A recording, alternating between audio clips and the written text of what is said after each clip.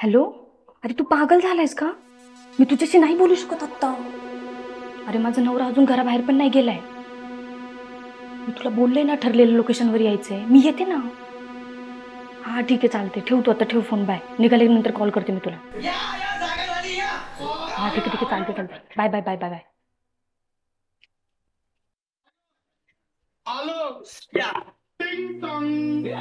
वा छान ना छान. द्या इकडे ते. तुम्हाला ना कशाचं काही पडलेलंच नाहीये. काल एवढा सगळा गोंधळ झाला पण तुमचं आपलं चाललंय. अगं सोनाली काय झालं रागवायला सकाळी सकाळी? काल जे काही झालं ना त्याचा काही विचार केलाय का तुम्ही? अगं 8 वर्ष झाले आपल्या लग्नाला आणि काल जे काय झालं ते काय नवीन आहे का? अगं होत आता अशा छोट्या गोष्टी. छोट्या म्हणजे तुम्हाला हे सगळं काही शुल्लक वाटतंय का? तुम्हाला ना माझी काही किंमतच नाहीये. तुमच्या याच स्वभावामुळे ना आपली सारखी भांडणं होतात. अगं यात माझी काय चूक आहे? अगं भांडण कशाला म्हणतात ज्यावेळेस वाद हा ना दोन्ही बाजूने होतो. पण इथं तर फक्त तू एकटीच बोलतीये. आणि मला सांग तुला कशाचा त्रास आहे ग? माझे आई वडील गावाकडेच असतात. आपल्या मुलाला सुद्धा मी त्यांच्याकडे ठेवले. का? कारण त्याच्या भविष्यावर त्याच्या शिक्षणावर काही परिणाम होऊ नये म्हणून. बरं त्यांचं सोड. तुझ्या असल्या स्वभावामुळे ना तुझे आई वडील सुद्धा आपल्याकडे येत नाहीत. मग जरा विचार कर. हो हो हो मी आहेच भांडकुदळ आणि मला ना त्या विषयावर काही बोलायचंच नाही. काल जे काही डिवोर्स पेपर दिलेत ना ते साईन करा आणि एकदाचा विषय संपवा. असं पण मला या गोष्टीचा ना कंटाळा आलाय. चालली मी. अगं कुठं चालली? तुम्हाला काय करायचंय? अगं सोनाली सोनाली.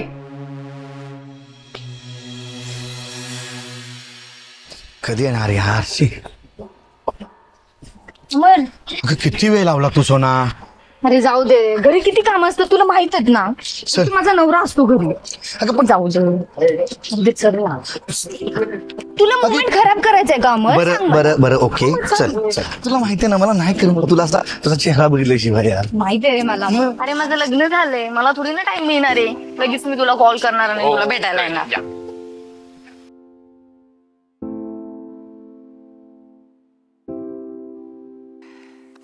बोल काय घेणार? तुझे घेशील तेच.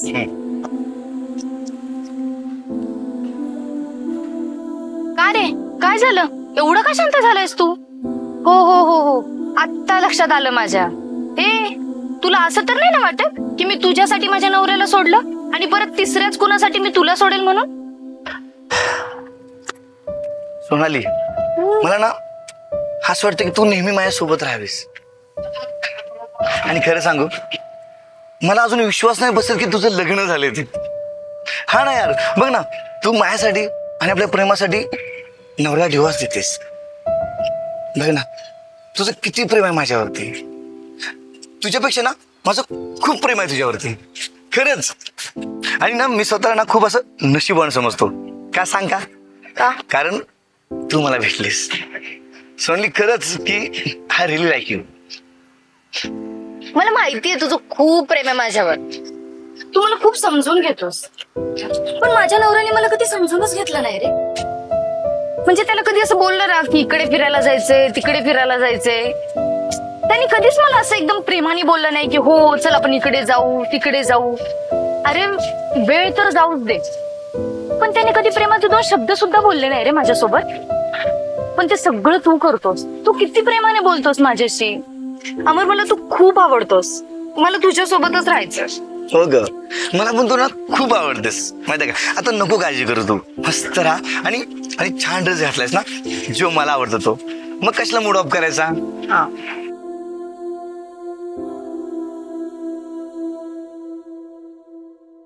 मॅडम काय होईल का आमच्या केसचं? हे बघा तुम्ही काळजी करू नका. तुमची केस मी स्टडी केलेलीच आहे आणि आपल्याकडे पुरावे देखील आहेतच. त्यामुळे माझ्या अनुभवावरून तरी मी हेच सांगते तुम्हाला की आपण 100% ही केस जिंकणार आहोत. तुम्ही निसंकोच राहा. मॅडम तुम्ही बोलताय म्हणजे सगळं बरोबरच होईल बघा. अहो पण माझा सक्का भाऊ माझ्यावर केस करेल असं वाटत नव्हतं मला. आणि बोललो तरी काय. अहो मी फक्त त्याला माझ्या वाटणीची जमीन मागितली हो. सगळी त्यांनीच हडप केली आणि उलट माझ्यावरच केस केली. म्हणून आम्ही तुमच्याकडे आलोय. मॅडम मी यांना अगोदरच सांगत होते की आपण आपल्या हिश्श्याची जमीन आपल्याला घेऊ म्हणून. आपण राहतो तिकडे शहरात आणि हा इकडे गावाकडे काय गोंधळ घालेल हे आपल्याला कसं कळेल. पण ह्यांचा खूप विश्वास होता की माझा भाऊ मग घ्या आता. हे बघा तुम्ही जास्त विचार करू नका. मी आहे ना त्यामुळे तुमच्या वाट्याची जमीन ही मी तुम्हालाच मिळवून देणार आहे.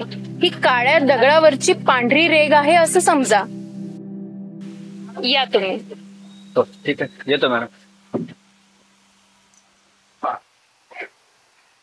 सोना, तुला तर माहितीये ना माझ्याकडे जॉब नाहीये. अगं, तुझ्या घरचे काय बोलतील? तू कशाला त्याची काळजी करतोयस? अरे पण माझ्या नवऱ्याची 30% आलेमनी मला भेटणार आहे आणि त्यामधून तू कर की मग काहीतरी बिझनेस. हा, आणि असं पण मी तर वेल एज्युकेटेड आहेच की. ते पण हा, मी जॉब वगैरे काही करणार नाही बर का. हा, ऑलरेडी माझ्या नवऱ्याने मला सांगितलं होतं की तू जॉब कर, घरचं बघ, घरचा खर्च, EMI हे भरायला हातभार लागेल. अरे पण जर तो मला जॉब कर म्हणत असेल, माझे लाड पुरवू शकत नसेल, तर लग्न कशाला केलं त्याने माझ्याशी? नवरा म्हणून ही सगळी जबाबदारी त्याची आहे. बायकोला आणि घराला सांभाळायचं. बोलले मी त्याला आणि एक दिवस डिवोर्स पेपर घेतले, साईन केले आणि त्याच्या तोंडावर मारले. तू, तुझी मुलं काय करायचे ते कर. 8 वर्षाचा आमचा संसार, पण त्याने 8 मिनिट सुद्धा सुखाचे नाही जगू दिले रे मला. हे बघ, तू नको टेन्शन घेऊ. आता मी आलोय ना, सगळं ठीक करेल मी. त्याने खूप समजवण्याचा प्रयत्न केला रे मला. कॉल केले, SMS केले, माझ्या घरच्यांना सुद्धा विश्वासात घेण्याचा प्रयत्न केला, पण मला ते मान्यच नाहीये रे. आणि हे बघा मत, तू काळजी करू नकोस. सोनाली, अगं काळजी वाटते ग. तू माझ्या घरच्यांना घाबरू नकोस. आणि असं पण माझं आणि माझ्या घरच्यांचं काही पटत नाही. ते माझ्या नवऱ्याचीच बाजू घेतात रे. त्यांचं ना त्यांच्या मुलीवर असं काही प्रेमच उरलेलं नाहीये रे. हे बघा मर, मी एक स्वतंत्र आणि आत्मनिर्भर मुलगी आहे.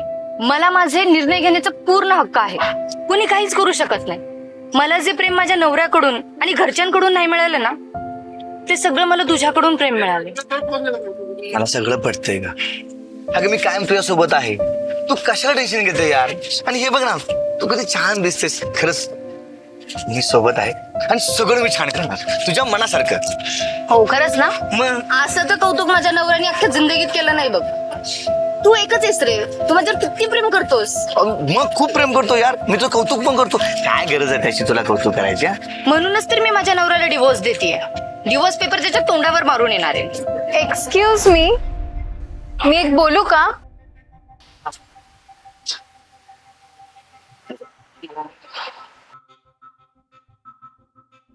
मॅडम, तुमचा निर्णय चुकतोय. तुम्ही स्वतःला आत्मनिर्भर म्हणून घेताय आणि मग नवऱ्याला अलिमनी काय मागताय? पण तुम्ही आहात कोण? तुम्ही मला हे सगळं काय सांगताय? हा माझा हक्क आहे. ओके, हक्क आणि आत्मनिर्भर या शब्दाचा अर्थ तरी समजतो का तुम्हाला? बरं मला सांगा, तुमच्या घरच्यांनी त्या मुलामध्ये असं काय बघितलं जे तुमचं लग्न त्या मुलासोबत ठरवलं? तो वेल एज्युकेटेड होता. त्याच्याकडे खटारी गाडी होती. त्याला मी फ्लॅट आणि कार घ्यायला सांगितली आणि त्याने लग्नानंतर घेतलं, पण ते पण माझ्या सांगण्यावरून घेतलं. ओके, मग तुम्ही त्यांना हुंडा वगैरे काही दिला होता का? तुम्हाला माहित नसेल तर सांगते. हुंडा देणं आणि घेणं हे दोन्ही कायद्याने गुन्हा आहे. थँक्यू सांगितल्याबद्दल. बरं मला सांगा, मुलाकडे किती प्रॉपर्टी आहे, शेती किती आहे, स्वतःचा फ्लॅट आहे की नाही, गाडी आहे की नाही, हे तुम्ही सगळं बघताय. मग ह्याला काय म्हणायचं? मग तुमचं म्हणणं काय? कोणत्याही भिकाऱ्याशी मुलीचं लग्न लावून द्यायचं का घरच्यांनी?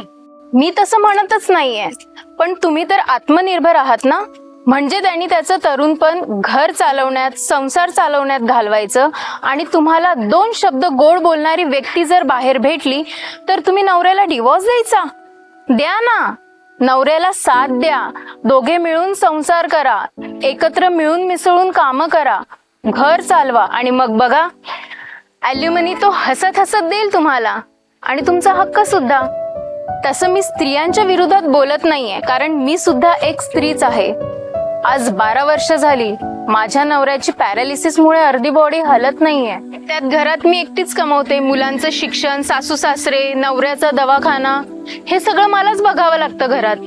महिलांना स्वातंत्र्य दिलं याचा अर्थ हा नाही की तुम्ही काहीही कराल. माणुसकी नका विसरू. असे भरपूर केसेस, शेकडो संसार उद्ध्वस्त होताना मी रोज कोर्टात बघते. मी जास्त बोलणार नाहीये, पण अजूनही वेळ गेलेली नाहीये. तसंही तुमचा निर्णय तुम्ही घेऊ शकतात, कारण तुम्ही स्वतंत्र आहात ना. चला निघते.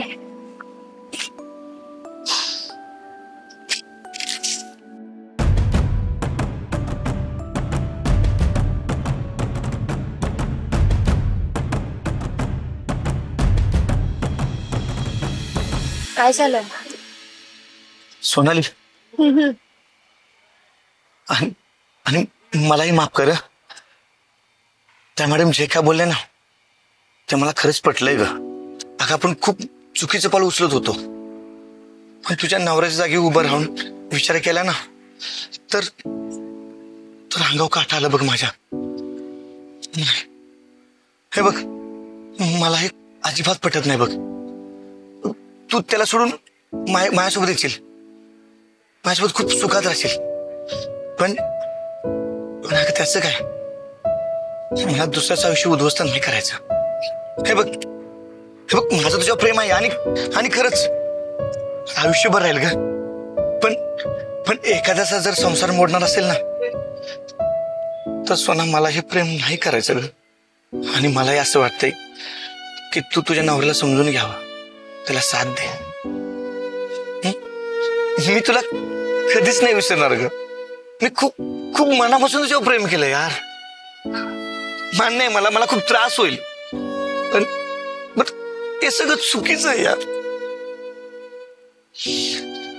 आपल्याला दोघांना अलग व्हावं लागेल. माहितीये तुला त्रास होईल.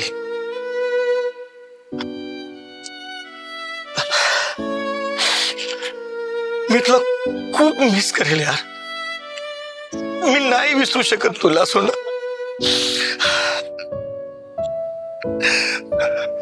हे बघ, तू ना स्वतःची काळजी घ्यायची हा, आणि नवऱ्याची पण आणि मुलाची पण काळजी घे. चल येतो मी. अमर अमर अमर ऐक ना. अमर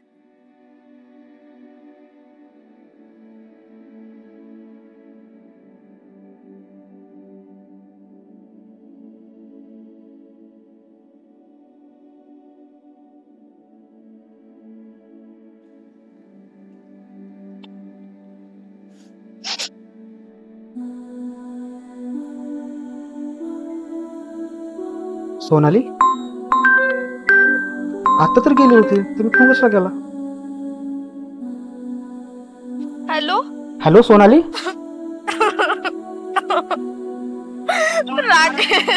राकेश मला माफ कर, मी खूप चुकले. अगं सोनाली, तू रडू नकोस. मी खूप वाईट वागले ना तुझ्यासोबत. हे बघ, संसारात अशा गोष्टी होत राहतात. फक्त टोकाचं पाऊल उचलण्या अगोदर ना थोडा विचार करणं गरजेचं आहे, नाहीतर परत पश्चाताप करण्या व्यतिरिक्त दुसरा कोणताच पर्याय उरत नाही. बरोबर बोलताय तुम्ही. रादर तुम्ही बरोबरच आहात. मीच रस्ता चुकले होते ना, पण आता मला माझी चूक समजली आहे. राकेश, आपण आपल्या संसाराची पुन्हा नव्याने सुरुवात करूयात का? हो सोनाली, आपण जुन्या सगळ्या गोष्टी विसरून सुखी संसाराची पुन्हा एकदा सुरुवात करूया. Rakesh, I love you. I love you too Sonali. बरं मला सांग, तू कुठे आहेस? मी तिकडे येतो. मी इथेच आहे, आपल्या घराच्या जवळ कॅफे आहे बघ, तिकडेच आहे. ठीक आहे मी आलो लगेच तिकडे. हो ठीक आहे. हा.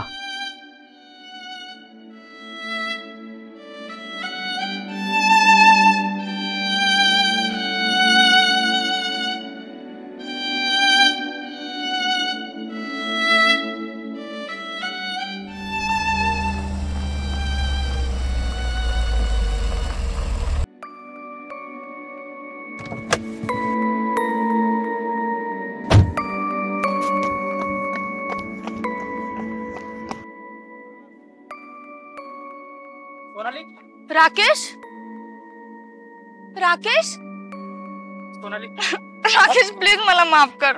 राकेश मला प्लीज माफ कर. मी खूप चुकीचं वागले ना तुझ्यासोबत. मी खूप त्रास दिला ना रे तुला. मी किती बोलले तुझ्या आई वडिलांना. आपल्या मुलांचा पण नाही विचार केला मी. मी तुला खूप समजून घेणार इथून पुढे. सोनाली, तू रडू नकोस. तुला तुझी चूक जाणवली ना, हो. ते महत्वाचं. त्याच्या पुढे आपण कधीच भांडण नाही करायची. मी तुला सोडून कुठेच जाणार नाहीये बस. बरं आता फिरायला जायचं आपण?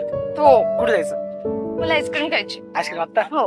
आता खरं तर नवरा आणि बायको ही आयुष्याच्या संसार रथाची 2 चाके असतात. यातलं एक चाक जरी चालायचं थांबलं तरी आयुष्य थांबतं. त्यामुळे दोघांनीही जर एकमेकांना समजून घेतलं, येणाऱ्या अडचणींना मिळून तोंड दिलं, संघर्ष केला, तर नक्कीच सर्व अडचणी दूर होतात.